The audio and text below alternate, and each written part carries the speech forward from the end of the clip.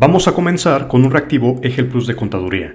Una empresa necesita presentar una opinión de cumplimiento positiva para celebrar un contrato. Al consultarla en el portal del SAT, aparece negativa por una declaración mensual presuntamente omitida. El contador verifica que la declaración fue presentada y pagada, pero el sistema todavía no refleja su cumplimiento. ¿Qué debe hacer? A. Presentar nuevamente la declaración y duplicar el pago. B. Ingresar una aclaración en mi portal con los comprobantes. O C. Modificar las obligaciones fiscales registradas en el RFC. Tómate un momento para analizar la respuesta. ¿Ya tienes tu respuesta? Ok, enseguida te la proporciono. Bienvenido a Pixoguías. En este video resolveremos reactivo simulador tipo EGEL Plus. Soy Rodrigo, autor principal, y Sofía, coautora y responsable de diseño editorial. Trabajaremos con dificultad similar al examen real, explicaremos la respuesta correcta y los distractores, desarrollaremos cálculos paso a paso y te mostraremos la guía actualizada, versiones y precios. Regresando al reactivo, la respuesta correcta es ingresar una aclaración en mi portal con los comprobantes. La explicación es que la información precargada del SAT debe verificarse antes de volver a declarar o pagar. Si la obligación ya fue presentada y cubierta, el contribuyente debe ingresar una aclaración en mi portal, adjuntando la opinión negativa, la declaración, el acuse y el comprobante bancario. Cuando la aclaración resulte procedente, el SAT emitirá la opinión corregida. La opinión positiva acredita la situación de cumplimiento al momento de la consulta, pero no constituye una resolución definitiva sobre los impuestos declarados. Vamos a ver que la opción A y C son incorrectas. Presentar y pagar nuevamente podría duplicar la obligación y no existe un error de las actividades o obligaciones registradas en el RFC, sino una inconsistencia en el reconocimiento de una declaración presentada. Tenemos aquí cuál es el fundamento y el texto aplicable, literalmente como comenta el artículo 32D del Código Fiscal de la Federación. Tenemos aquí cuál es la acción en la plataforma del SAT que hay que seguir.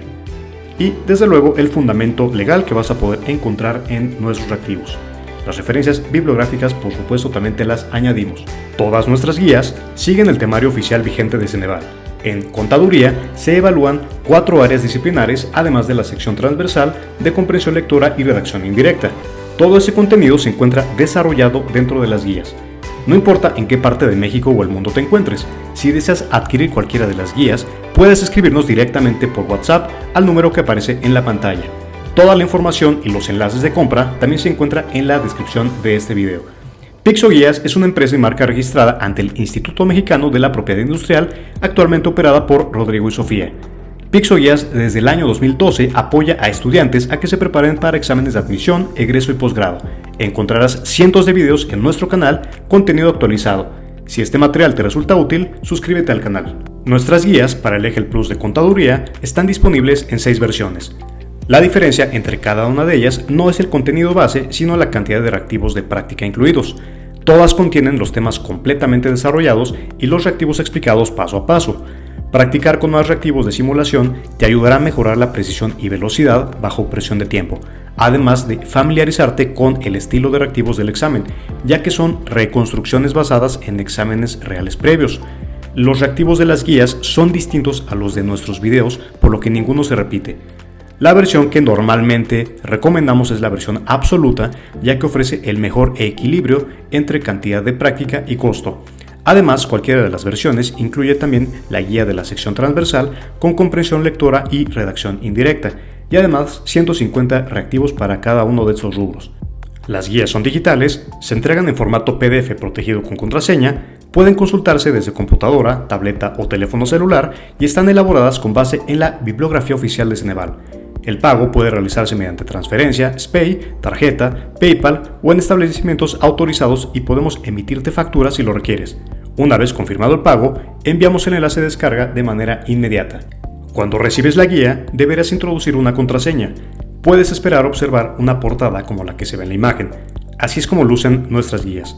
Periódicamente actualizamos el contenido para mantenerlo alineado con los cambios publicados por Ceneval. Además, todas las versiones incluyen nuestra guía ultra rápida. En ella resumimos los temas con mayor frecuencia de aparición en exámenes anteriores para ayudarte a priorizar tu estudio cuando dispones de poco tiempo. Es decir, te ayudará a realizar un repaso general de último momento para que abarques todos los temas sin que te falte ninguno por estudiar. Los temas no aparecen solamente resumidos, cada uno se desarrolla paso a paso con explicaciones, ejemplos e ilustraciones para facilitar el aprendizaje, y cada guía incluye los temas desarrollados, ejemplos, procedimientos y reactivos completamente resueltos. También encontrarás cientos o miles de reactivos tipo EGEL Plus completamente explicados. No solo indicamos cuál es la respuesta correcta, sino que analizamos el razonamiento detrás de cada opción. También podrás encontrar infografías que resumen los temas más importantes para que los puedas repasar. De esta forma es como se observan los reactivos para comprensión lectora y redacción indirecta que forman parte de la sección transversal. Entonces, sin más, comenzamos a revisar los reactivos para este video. Adelante. Vamos a revisar ahora reactivos del área 3, tributación. A lo largo de este video veremos que en la parte superior de cada uno de los reactivos se indica el área, subárea y tema al que hace referencia el reactivo en cuestión. Posteriormente están las opciones de respuesta, la respuesta explicada y desde luego la referencia bibliográfica con el sustento, y en este caso vamos a ver con el sustento legal que justifica la respuesta. Entonces vamos a iniciar. Este reactivo es de la subárea 3.1, Código Fiscal de la Federación, con el tema Revisión Electrónica y Buzón Tributario. Dice así: una persona moral recibe el lunes un aviso por correo electrónico y SMS del buzón tributario. El contador no ingresa al portal del SAT durante los 3 días siguientes. El viernes abre el documento y encuentra una resolución provisional de revisión electrónica, acompañada de una preliquidación por diferencias entre los ingresos declarados, los CFDI emitidos y los depósitos bancarios. ¿Qué acción debe realizar? A. Esperar una notificación personal antes de responder. B. Atender la resolución en el buzón dentro de los 15 días. O C. Presentar una complementaria e ignorar la resolución. La respuesta correcta es la B. Atender la resolución en el buzón dentro de 15 días. Vamos a ver la explicación porque es lo más importante de esto. Aunque parezca que es muy fácil el reactivo, en realidad no lo es, porque hay muchas variedades de esta clase de reactivos en el examen. Entonces vamos a revisar la explicación. Dice así: el aviso enviado por correo o SMS advierte que existe un documento pendiente, pero la notificación se realiza mediante el buzón tributario. Como el contribuyente no abrió el documento durante los 3 días disponibles, se considera notificado al 4º día, contado desde el siguiente al aviso. Debe ingresar al apartado correspondiente del buzón y dentro del plazo legal de 15 días presentar contabilidad, CFDI, estados de cuenta, contratos y demás pruebas para desvirtuar las diferencias. Alternativamente, puede corregir su situación fiscal si reconoce las irregularidades. En cambio, las opciones A y C son incorrectas. ¿Por qué? Porque la revisión electrónica no requiere una visita ni una notificación posterior en el domicilio. Los requerimientos y resoluciones administrativas pueden notificarse mediante el buzón tributario. La C es incorrecta también porque una declaración complementaria puede formar parte de una corrección fiscal, pero no sustituye la atención formal de la resolución provisional e ignorarla provoca la pérdida del derecho a desvirtuar oportunamente las observaciones. El fundamento legal se basa en estos 3 artículos: el artículo 17K del Código Fiscal de la Federación, el 134 y el 53B del Código Fiscal. En el primero dice que establece que el buzón tributario es el sistema mediante el cual la autoridad notifica actos y resoluciones y los contribuyentes presentan promociones o cumplen requerimientos. En cambio, el 134 nos indica que la notificación electrónica se considera realizada al generarse el acuse por la apertura del documento. Si este no se abre dentro de 3 días, la notificación se tiene por efectuada al 4º día. El artículo 53B del Código Fiscal concede 15 días para aportar información y documentación contra las irregularidades señaladas en una resolución provisional. Entonces, literalmente este artículo 17K dice: la autoridad fiscal realizará la notificación de cualquier acto o resolución administrativa y también permite a los contribuyentes que darán cumplimiento a requerimientos de la autoridad a través de documentos digitales.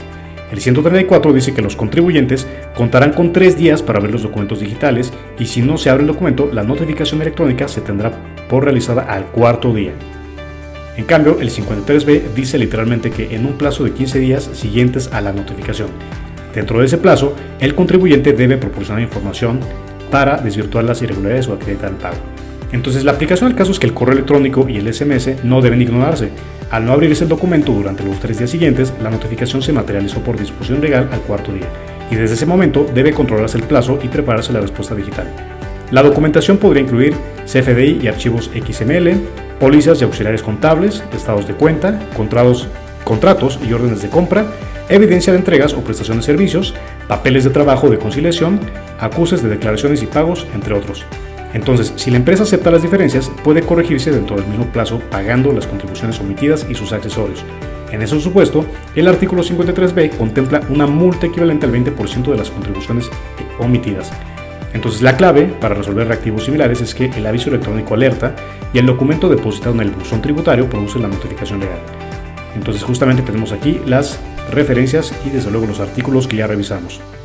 El siguiente reactivo también es de la subárea 3.1 Código Fiscal de la Federación con el tema devolución de saldo a favor y requerimientos del SAT. Una empresa exportadora solicitó mediante el formato electrónico de devoluciones del SAT la devolución de un saldo a favor de IVA de 3.240.000 pesos. En devoluciones y compensaciones, seguimiento de trámites y requerimientos, el folio aparece como requerida. El oficio solicita estados de cuenta, CFDI, complementos de pago, pedimentos, contratos y papeles de trabajo. El contador pretende enviar solo los CFDI y complementar la documentación después del plazo señalado. ¿Qué debe hacer?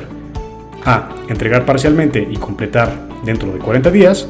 B. Atender íntegramente el requerimiento dentro de 20 días. O C. Omitir la respuesta y acreditar después del mismo saldo. La respuesta correcta es la B. Atender íntegramente el requerimiento dentro de 20 días. ¿Por qué? Porque el primer requerimiento debe atenderse en ese tiempo y la empresa debe presentar la información solicitada para demostrar la procedencia del IVA acreditable y del saldo a favor. Si no cumple oportunamente, se tendrá por desistida la solicitud, sin que ello equivalga a una resolución de fondo que autorice o niegue la devolución. Además, el periodo comprendido entre la notificación del requerimiento y su atención completa no se computa dentro del plazo para devolver. En cambio, las opciones A y C son incorrectas porque el plazo de 40 días corresponde al procedimiento de devolución, pero no permite entregar incompleta la respuesta. El lapso entre el requerimiento y su cumplimiento total no se incluye en ese cómputo. La C también es incorrecta porque no atender el requerimiento provoca que la solicitud se tenga por desistida. Además, un saldo de IVA solicitado en devolución no puede acreditarse posteriormente en declaraciones mensuales. El fundamento legal son los artículos 22 del Código Fiscal y la Ley del IVA en su artículo 6. Dice así: el artículo 22 del Código Fiscal permite al SAT requerir información adicional relacionada con la devolución. El contribuyente dispone de 20 días para cumplir el primer requerimiento y si existe un segundo requerimiento relacionado con lo aportado, el plazo para responderlos de 10 días. En cambio, en este caso, el artículo 6 de la Ley del IVA permite acreditar el saldo a favor en meses posteriores o solicitar su devolución. Sin embargo, cuando se elige la devolución, debe solicitarse el saldo completo y este ya no puede acreditarse posteriormente. En cambio, el texto aplicable nos indica literalmente, si tú vas y lo lees en cualquiera de estos documentos, eso, en un plazo máximo de 20 días, cumpla con lo solicitado y lo correspondiente en el artículo 6 de la Ley del IVA. ¿Cómo es la aplicación en la plataforma del SAT? La empresa debe ingresar al portal del SAT y consultar devoluciones y compensaciones, seguimiento de trámites y requerimientos. El sistema permite identificar estados como en proceso, requerida, desistida, denegada y pagada. El contador debe revisar el oficio notificado, integrar los archivos en el formato solicitado, presentar la respuesta digital por la vía indicada y conservar el acuse electrónico. El SAT permite adjuntar documentación digitalizada en archivos comprimidos y dar seguimiento en línea al trámite. ¿Cuál es la clave para resolver reactivos similares? Que requerida no significa negada, significa que el trámite continúa pero depende de atender completa y oportunamente la información solicitada. Así que el caso tiene como tal decisivo que el contador pretende entregar una respuesta incompleta y terminarla después del plazo legal. Aquí tenemos las referencias bibliográficas oficiales que justifican este caso. Revisemos ahora un reactivo de la subárea 3.2, impuesto sobre la renta, con el tema pago provisional de ISR de personas morales. Una persona moral del régimen general prepara el pago provisional de julio en SAT, empresas, declaraciones, pagos provisionales o definitivos. La aplicación muestra ingresos acumulados por 25 millones de pesos. Al conciliar los CFDI, el contador identifica 500,000 pesos duplicados por una factura cancelada y sustituida. Los ingresos nominales válidos son 24.500.000 pesos. Además, cuenta con coeficiente de utilidad 0.18, pérdida fiscal pendiente 650,000, pagos provisionales anteriores 780,000 pesos e ISR retenido por el banco de 18,000 pesos. No existe PTU por disminuir. ¿Cuál es el pago provisional correcto?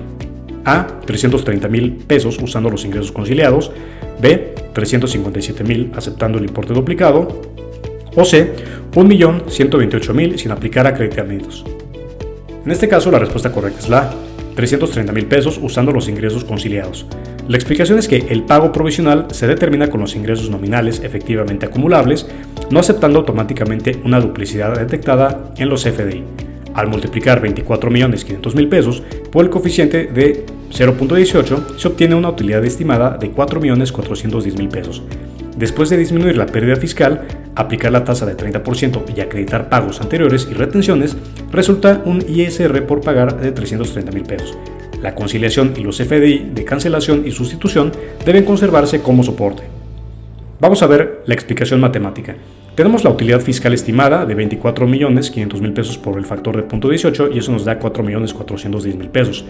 Tenemos la disminución de la pérdida fiscal, que son esos 4.410.000 pesos menos 650.000 y eso nos da 3.760.000 pesos. El ISR acumulado es de justamente ese valor por 30% y nos da 1.128.000. En los acreditamientos tenemos ese 1.128.000 menos 780.000 pesos y menos 18.000 pesos y eso nos da 330.000 pesos. Así que el pago provisional de julio es 330.000 pesos.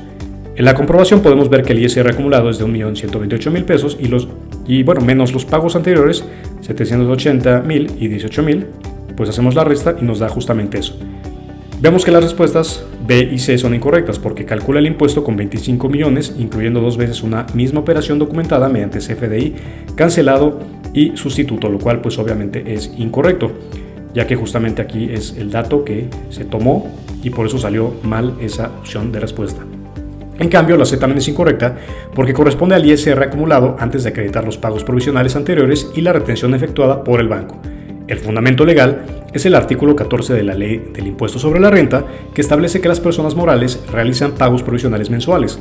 La utilidad para el pago se obtiene aplicando el coeficiente a los ingresos nominales acumulados y después pueden disminuirse pérdidas fiscales pendientes. Contra el impuesto se acreditan los pagos provisionales anteriores y las retenciones procedentes. El artículo 9 de la misma ley establece la tasa de 30% aplicable a las personas morales. También la Ley del Impuesto sobre la Renta en el artículo 14 dice literalmente, multiplicando el coeficiente de utilidad por los ingresos nominales, y también permite acreditar los pagos provisionales del mismo ejercicio efectuados con anterioridad. Así que la aplicación en la plataforma del SAT es que el contador debe ingresar al servicio de pagos provisionales o definitivos de personas morales, revisar el periodo, conciliar los ingresos con los CFDI válidos y conservar los papeles de trabajo que explican la diferencia. Después, debe enviar la declaración, descargar el acuse y cuando existe impuesto a cargo, generar la línea de captura. El SAT señala que estos pagos se presentan mensualmente por regla general a más tardar el día 17 del mes siguiente. Así que la clave para resolver activos similares es que el pago provisional es acumulado. Así que calcular el impuesto desde enero y restar los pagos provisionales y retenciones ya aplicables es lo que hay que hacer. Así que el dato decisivo del caso son los 500.000 pesos adicionales que correspondían a una duplicidad entre el CFDI cancelado y su comprobante sustituto. Si hasta este momento te ha gustado lo que has visto, puedes ponerte en contacto con nosotros a través de WhatsApp para adquirir alguna de las guías como las que puedes ver en la pantalla en este momento, desde la básica, deluxe, absoluta, suprema, especial 1 y especial 2. Desde luego recuerda que todas las opciones de versión ya contienen los temas desarrollados y el 100% de los reactivos explicados tal y como estamos viendo en este video.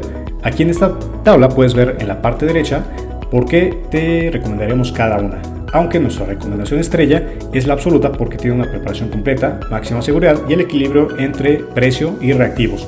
Sin embargo, recuerda que cualquiera de las versiones contiene ya los temas desarrollados y además la sección transversal, es decir, los temas y 150 reactivos para comprensión lectora y 150 reactivos explicados para redacción indirecta. También puedes comprar la versión que tú quieras en línea en los enlaces de la descripción de este video. Muy bien, seguimos adelante y tenemos aquí un reactivo de tributación con la subárea 3.2 Impuestos sobre la Renta y el tema es Conciliación Contable Fiscal e ISR Anual. Una manufacturera prepara su declaración anual 2025 en el portal del SAT. Su utilidad contable antes de ISR asciende a 8 millones de pesos e incluye depreciación contable 1.200.000 pesos, gastos no deducibles 300.000 pesos, provisión no deducible 250.000 pesos y para efectos fiscales también cuenta con deducción fiscal de inversiones 1.650.000 pesos, ajuste anual por inflación deducible 180.000 pesos, PTU pagada 400.000 pesos, pérdida fiscal pendiente 900.000 pesos y pagos provisionales 1.100.000 pesos. ¿Cuál es el ISR anual a cargo? A. 886.000 pesos, resultado fiscal de 6.620.000 pesos. B. 1.006.000 pesos, resultado fiscal de 7.020.000 pesos. O C. 1.030.000 pesos, calculado desde la utilidad contable. Bien, la respuesta correcta es la $886,000 pesos con el resultado fiscal de $6,620,000 pesos. Vamos a ver exactamente cómo se hace la comprobación matemática y la explicación. Bueno, tenemos que la utilidad contable debe conciliarse con las reglas fiscales. Se adicionan la depreciación contable, los gastos no deducibles y la provisión. Después se disminuye la deducción fiscal de inversiones, el ajuste anual por inflación deducible y la PTU pagada. La utilidad fiscal resulta en $7,520,000 pesos. Al disminuir la pérdida fiscal pendiente, se obtiene un resultado fiscal de $6,620,000 pesos, aplicando la tasa de 30% y restando los pagos provisionales. El ISR anual a cargo es de $886,000 pesos. La Ley del Impuesto sobre la Renta establece esta mecánica para las personas morales. La explicación matemática es que primero vamos a obtener la utilidad fiscal, el resultado, el ISR del ejercicio y el ISR a cargo. ¿Cómo hacemos esto? Bueno, tenemos la utilidad contable de 8 millones más 1.200.000 más 300.000 más 250.000 y eso nos da 1.750.000 menos 1.650.000 más 180.000 más 400.000 y nos da 2.230.000. La utilidad fiscal entonces es 8 millones más 1.750.000 menos 2.230.000 y nos da 7.520.000. Ahora tenemos ese resultado fiscal y a ese hay que reducirle o quitarle los $900,000 pesos, que es la pérdida fiscal pendiente, la que tenemos justamente acá. Entonces ya haciendo eso nos da $6,620,000 pesos. ¿Cuál es el ISR del ejercicio? Bueno, del ISR sabemos que es el 30% para fines de este ejercicio y a eso lo multiplicamos justamente el resultado fiscal por ISR y nos da $1,986,000 pesos. Así que el ISR a cargo tendríamos que quitarle a ese ISR del ejercicio $1,986,000 pesos al $1,100,000. Entonces, justamente, esos son los pagos provisionales, justamente porque son pagos provisionales. Y ya con eso se reduce y tenemos $886,000 pesos del ISR a cargo. Recuerda, justamente porque hay que restarle los pagos provisionales que ya teníamos. Entonces, en la comprobación rápida vemos que el resultado fiscal es de $6,620,000, la tasa de 30% del ISR, el impuesto causado es $1,986,000 pesos, pero menos los pagos provisionales, $1,100,000. Así que el ISR a cargo es de $886,000 pesos, que ya son finales. Y las opciones B y C son incorrectas porque la de $400,000 pesos, vamos a revisar cuáles son. Justamente este y este, pues son cifras que ya nos habían salido, pero aquí omite disminuir la PTU pagada de $400,000 pesos y eso aumenta indebidamente el resultado fiscal y el impuesto. Y la C también es incorrecta porque aplica el impuesto partiendo directamente de la utilidad contable sin considerar las diferencias fiscales. Y recuerda que el fundamento legal es el artículo 9 de la Ley del Impuesto sobre la Renta, que establece que la utilidad fiscal se determina disminuyendo de los ingresos acumulables, las deducciones autorizadas y la PTU pagada. Y posteriormente se disminuyen las pérdidas fiscales pendientes y el resultado fiscal se aplica a la tasa del 30%. Así que la declaración anual de las personas morales debe presentarse dentro de los 3 meses siguientes al cierre del ejercicio. Para el ejercicio 2025, el SAT señaló como fecha límite para el régimen general el 31 de marzo de 2026. Así que en ese artículo literalmente dice, aplicando el resultado fiscal obtenido en el ejercicio de la tasa del 30%.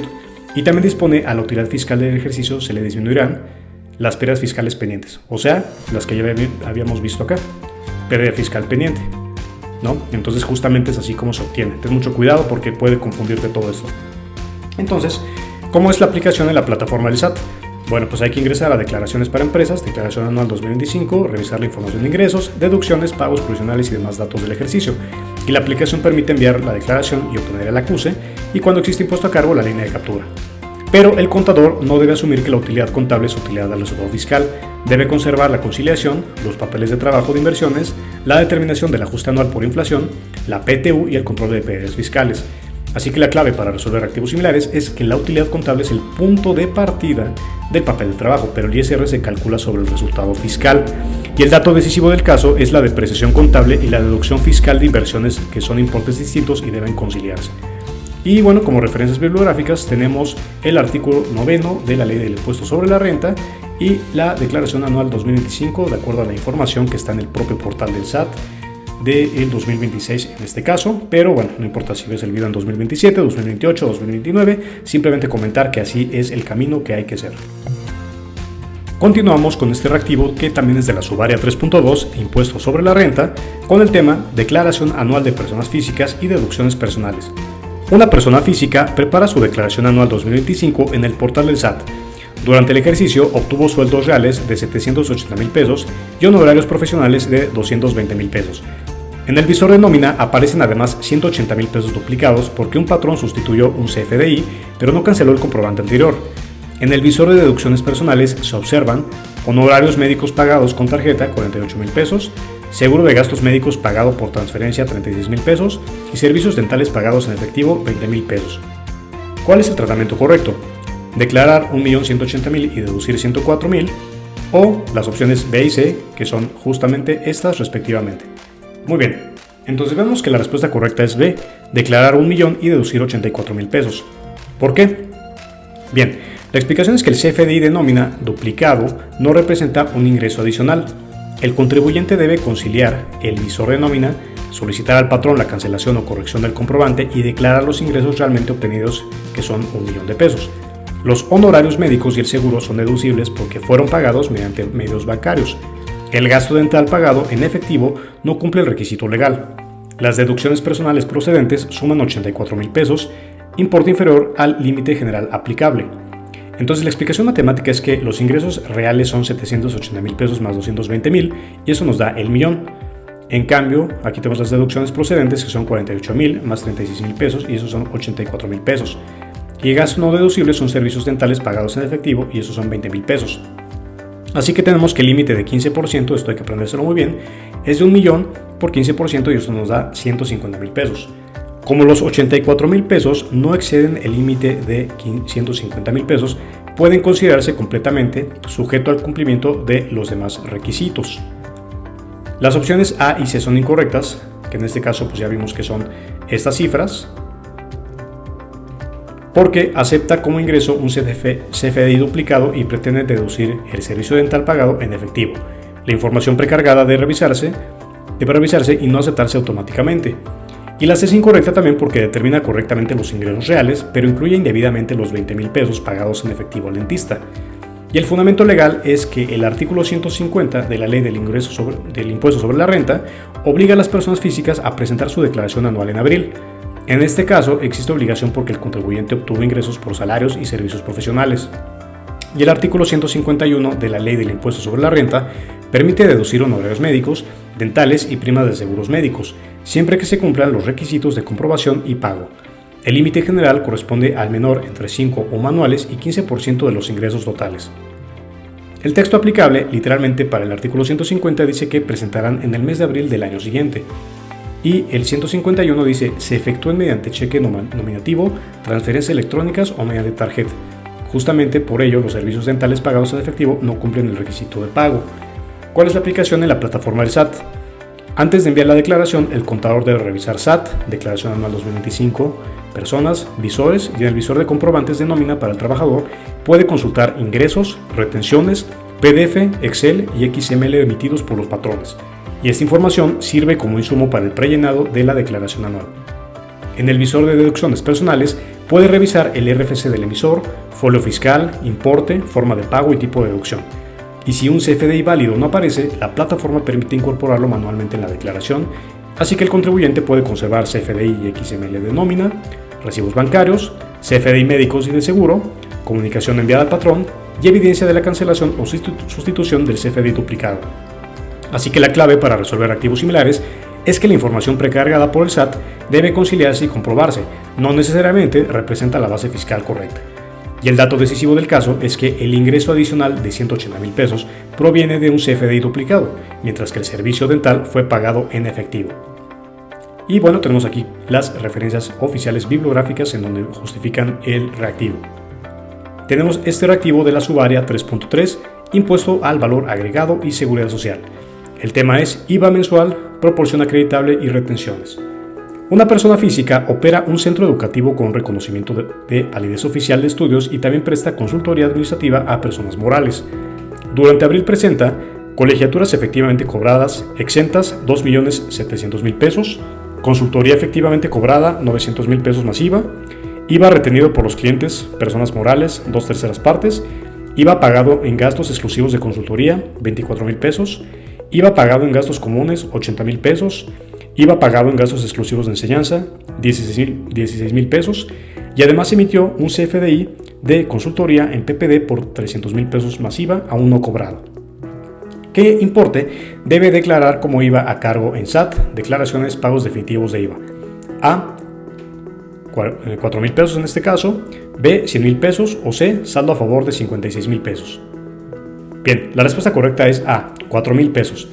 La explicación es que el IVA trasladado corresponde únicamente a la consultoría efectivamente cobrada, que es de 144,000 pesos. Los gastos exclusivos de esa actividad permiten acreditar 24,000 pesos. El IVA común se acredita en proporción a las actividades grabadas, que representan 25% del total. Por ello, solo proceden 20,000 pesos. El IVA exclusivo de enseñanza no es acreditable y el CFDI-PPD aún no cobrado no genera IVA trasladado en abril. Finalmente, se disminuyen los 96,000 pesos retenidos por las personas morales y el resultado es un IVA a cargo de 4,000 pesos. La explicación matemática es esta. Primero tenemos el IVA trasladado cobrado, así que multiplicamos 900,000 pesos por el 16% y nos da 144,000 pesos. El CFDI-PPD de 300,000 pesos no se incluye porque continúa pendiente de cobro. Tenemos la proporción acreditable y el IVA acreditable común, además el IVA acreditable total. En la proporción acreditable tenemos actividades grabadas entre actividades totales, que son 900,000 entre 900,000 más 2,700,000. Así que hacemos la operación y nos da 25%. En este caso el IVA acreditable común es 80,000 por 25% y nos da 20,000. El IVA acreditable total es 24,000 más 20,000 y son 44,000 pesos. Y el IVA de 16,000 relacionado exclusivamente con la enseñanza exenta no es acreditable. Tenemos el IVA retenido y que son justamente los 144,000 por 2/3, que ya se comentaron justamente en esta parte. Y eso nos da 96,000 pesos. Y el IVA a cargo.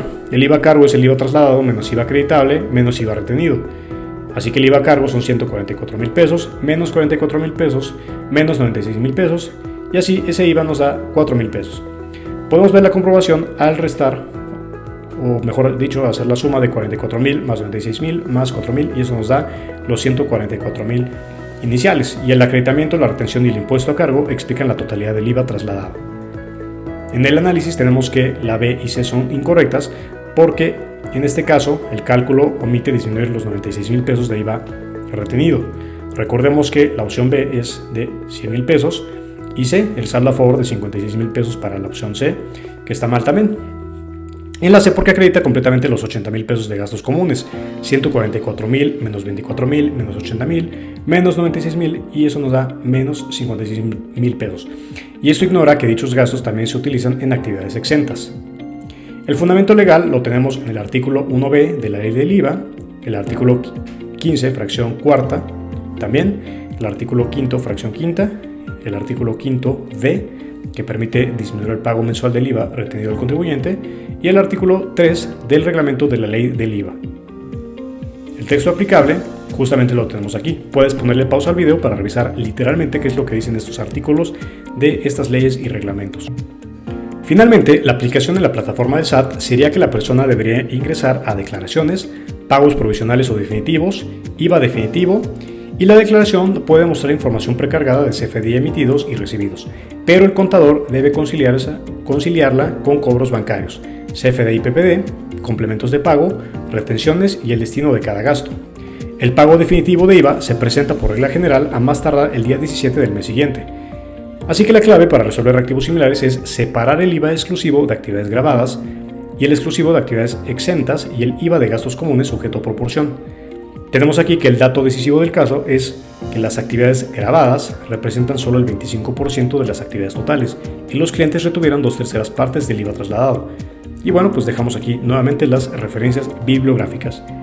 Te recordamos que si estás interesado en alguna de las guías resueltas, básica, deluxe, absoluta, suprema, especial 1 o especial 2. Estos son los precios, las características, lo que se incluye y recuerda que el material es en PDF, se puede imprimir, se puede descargar y abrirse con una contraseña. Nada más tienes que enviarnos tu comprobante de pago vía WhatsApp, vía correo electrónico o hacer la compra en línea y la podrás tener en tu computadora o en cualquiera de los otros dispositivos. Vamos a revisar el último reactivo de este primer bloque de reactivos para el área de tributación. Posteriormente vienen otros reactivos que veremos a continuación y dice así: este reactivo es de la subárea 3.3 impuesto al valor agregado y seguridad social. y el tema es salario base de cotización y movimientos afiliatorios. Una empresa de servicios tiene a un trabajador bajo modalidad formal de teletrabajo. Además de su sueldo fijo, durante enero y febrero recibió comisiones variables por ventas, bono de productividad vinculado al cumplimiento de metas, apoyo para internet y electricidad previsto en el contrato y equipo de cómputo propiedad de la empresa. El apoyo de teletrabajo se identifica por separado en la nómina y corresponde a los costos realmente asumidos por el trabajador. Al cerrar el bimestre, el contador prepara los movimientos en IDSE y actualiza la información en SUA. ¿Cuál es el tratamiento correcto? A. Excluir todos los conceptos adicionales al sueldo. B. Integrar bono y comisiones, excluir el teletrabajo documentado. O C. Integrar también internet, electricidad y equipo de cómputo. En este caso la respuesta correcta es la B. Integrar bono y comisiones y también excluir el teletrabajo documentado. La explicación es que las comisiones y el bono se entregan como remuneración por el trabajo, por lo que forman parte del salario base de cotización. Al ser variables, deben incorporarse al salario promedio del bimestre y reportarse como modificación salarial. En cambio, el equipo de cómputo y el apoyo real para internet y electricidad pueden excluirse cuando derivan de una relación efectiva de teletrabajo y están previstos en el contrato y se identifican en la nómina como gastos laborales y no como remuneración simulada. En este caso, las opciones A y C son incorrectas porque que un pago aparezca separado del sueldo no determina su exclusión. Las comisiones, gratificaciones y demás cantidades entregadas por el trabajo integran el salario base de cotización. El equipo y los costos documentados de telecomunicaciones y electricidad pueden excluirse porque permiten realizar el trabajo y no remuneran directamente los servicios del empleado. El fundamento legal es el artículo 27 de la Ley del Seguro Social, que establece que el salario base de cotización comprende pagos en efectivo, gratificaciones, percepciones, primas y comisiones, así como cualquier prestación entregada por el trabajo. También excluye los instrumentos necesarios para realizarlo. La ley consultada reporta una última reforma publicada el 15 de enero de 2016 y el artículo 34 dispone que las modificaciones del salario variable deben comunicarse al IMSS dentro de los primeros 5 días hábiles de enero, marzo, mayo, julio, septiembre y noviembre, considerando el promedio del bimestre anterior. El texto aplicable es que la Ley del Seguro Social, en su artículo 27, dice literalmente: primas, comisiones y cualquier otra cantidad que se entrega al trabajador por su trabajo. Esto obliga a integrar el bono y las comisiones.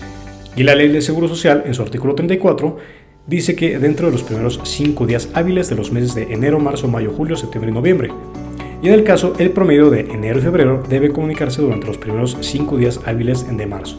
Tenemos también algo llamado Criterio IMSS 01-2024 NBSBC LSS 27I, que indica que no integran el salario base de cotización. La exclusión comprende los costos reales de telecomunicaciones y electricidad derivados del teletrabajo, siempre que estén contractualmente definidos e identificados como gasto. Entonces, la aplicación en IDSE y SUA es que el patrón debe determinar el promedio de las comisiones y el bono obtenidos durante el bimestre, sumar ese componente variable a los elementos fijos del salario, enviar la modificación salarial mediante IDSE, conservar el acuse del movimiento afiliatorio, actualizar el salario en SUA para determinar correctamente las cuotas obrero-patronales. IDSE permite presentar electrónicamente movimientos afiliatorios, incluidas las modificaciones de salario. La clave para resolver activos similares es que no importa el nombre asignado al pago, debe analizarse si remunera el trabajo o si constituye una herramienta o gasto laboral real.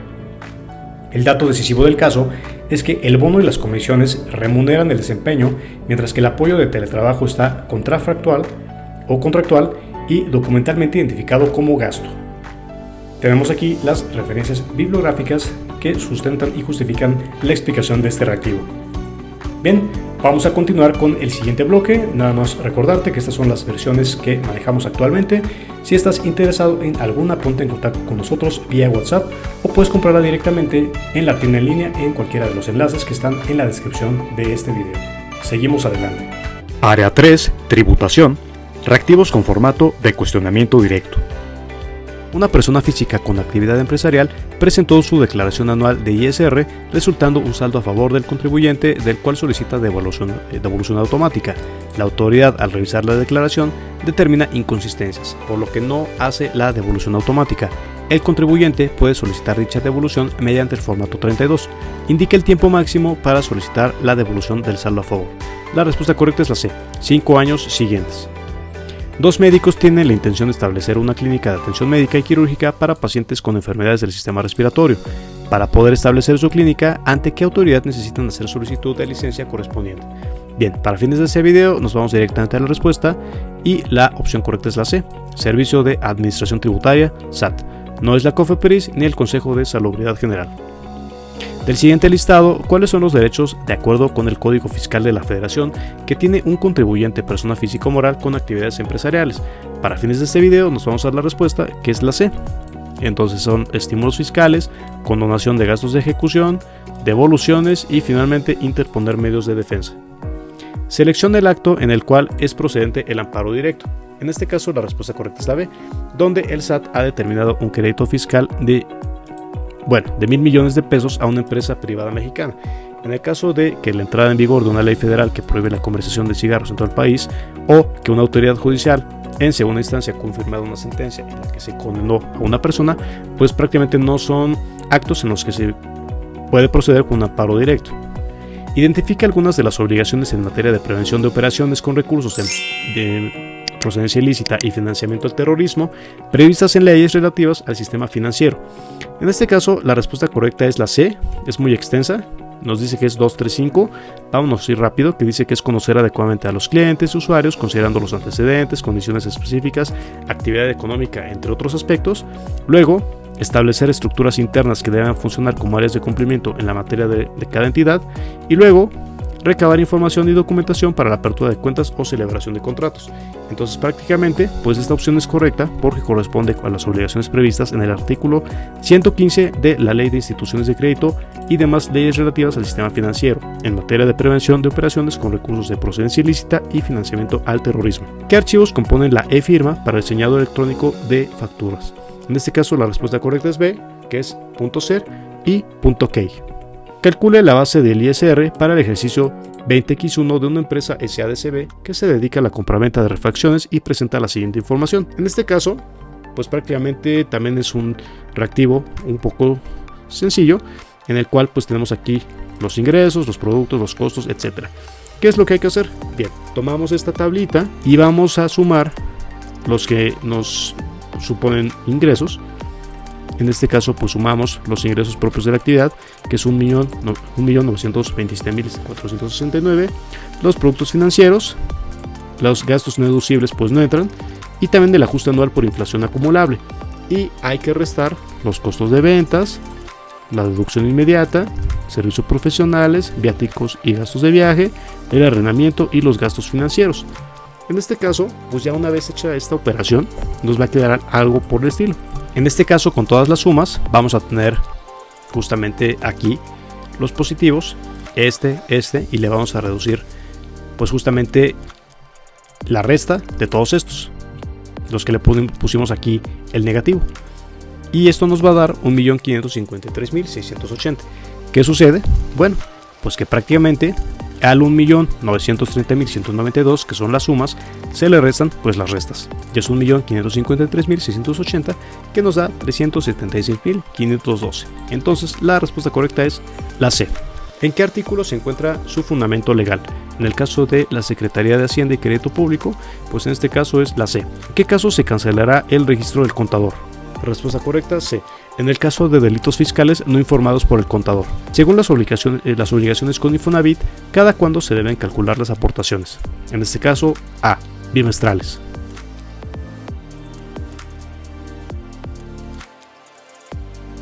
Un par de visitadores del SAT se presentan en el domicilio fiscal de la tienda de abarrotes de un ciudadano para practicar una diligencia de verificación.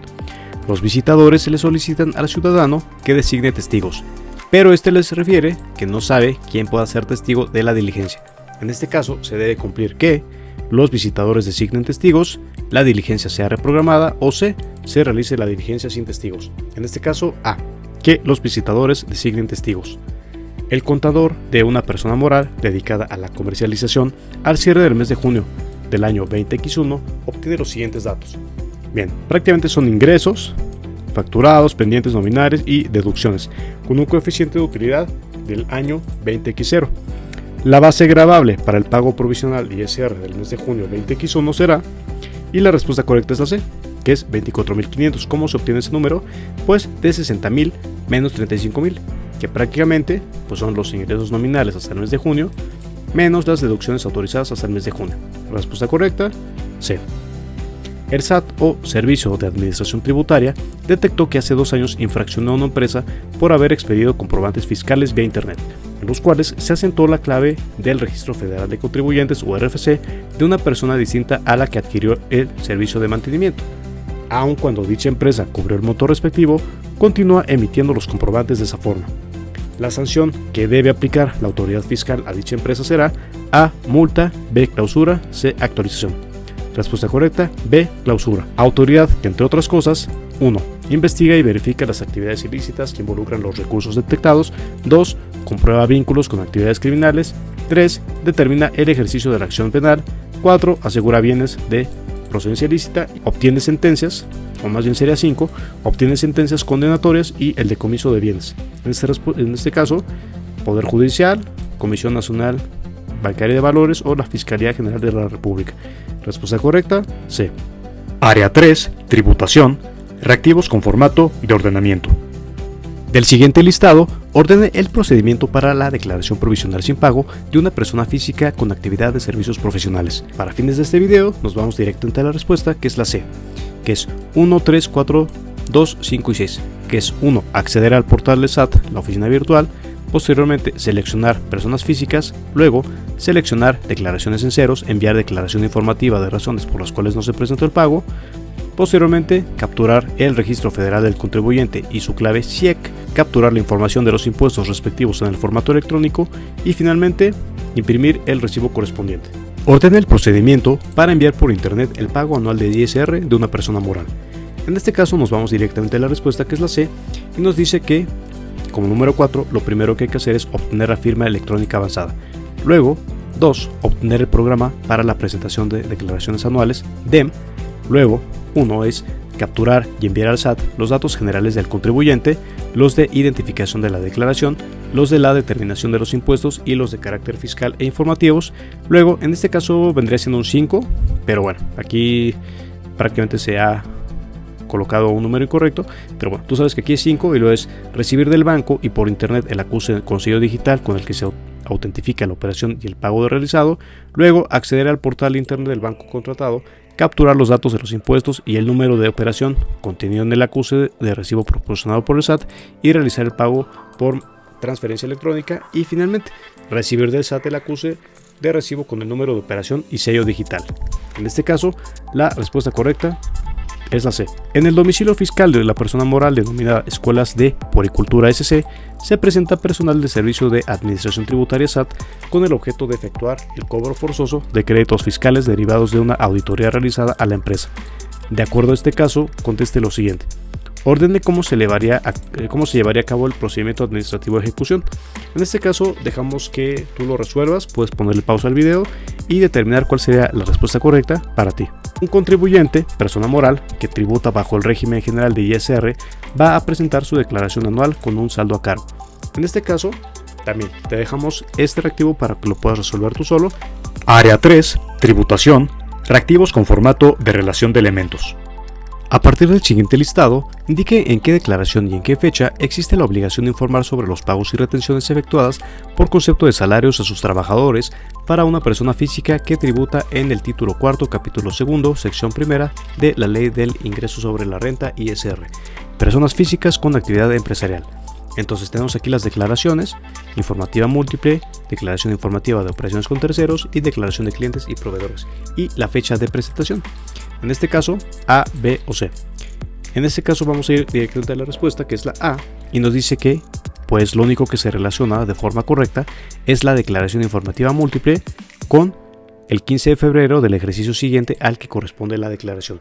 El resto de las respuestas son incorrectas. Relaciona las declaraciones con la fecha en que está obligada a dar cumplimiento una persona física que presta servicios de asesoría financiera de manera independiente y que además es retenedora de ISR por pagar salarios. En este caso, para fines de este video, nos vamos a ir directamente a la respuesta, que es la C, y nos dice que, pues primero, la anual de personas físicas, el 30 de abril del ejercicio siguiente al que corresponda la declaración.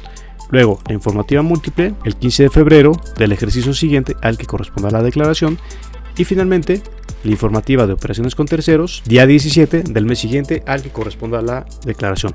Respuesta correcta, C.